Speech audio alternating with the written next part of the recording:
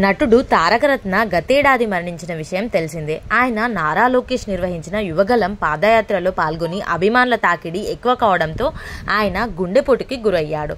పాదయాత్రలోనే కుప్పకూలిపోయాడు. ఆయన మరణించి ఏడాది కావస్తుంది. ఇది ఫిబ్రవరి నెల కావడంతో ఏడాది కార్యక్రమాలకు అంటే మొదటి వర్ధంతికి సిద్ధమవుతున్నారు కుటుంబ సభ్యులు. ఈ సందర్భంగా తారకరత్నాన్ని గుర్తు చేసుకున్నారు కుటుంబ సభ్యులు.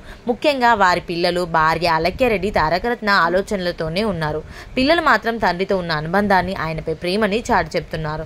తాజాగా తారకరత్న భార్య అలక్యారెడ్డి ఒక వీడియోను ఇన్స్టాగ్రామ్ ద్వారా పంచుకున్నారు. ఇందులో పెద్ద కూతురు తండ్రి చిత్రపటం వద్ద కనిపించింది. ఆయన్ని స్మరించుకుంది, డాన్స్ చేసింది, తండ్రితో మాట్లాడింది, అందరూ కలిసి ఆడుకున్నారు. తల్లి అలక్యారెడ్డితో కలిసి సరదాగా గడిపారు.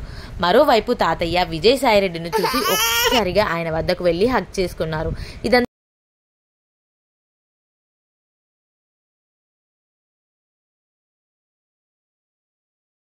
ఇదంతా చాలా ఎమోషనల్గా ఉంది. ప్రస్తుతం అయితే ఈ వీడియో వైరల్ అవుతుంది.